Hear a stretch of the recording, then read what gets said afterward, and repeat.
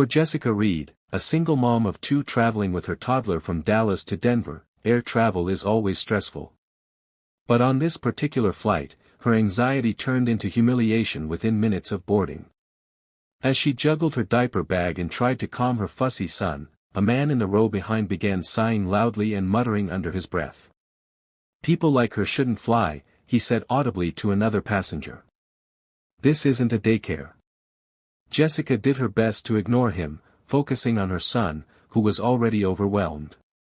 But the remarks continued, loud enough for others nearby to hear. No one said a word. She felt alone, exposed, and deeply embarrassed.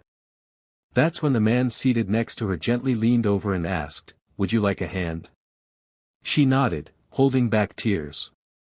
He calmly helped her settle her son, stored her bag in the overhead bin, and even handed her a bottle of water. Then, he turned toward the man behind them and, in a clear but calm voice, said, "Sir, if you have a problem with a mother caring for her child, I'd be happy to discuss it, with the flight crew, if necessary." The cabin went quiet. What Jessica didn't know at the time was that the man beside her was a senior officer in the U.S. Air Force, Colonel Mark Dalton, recently returned from overseas service.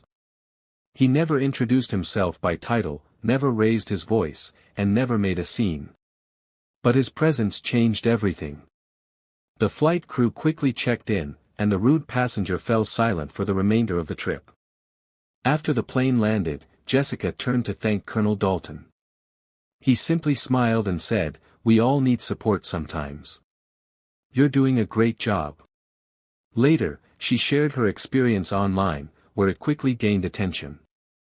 "I didn't expect anyone to stand up for me," she wrote. "But someone did. And he didn't do it because of who he was, but because it was the right thing to do."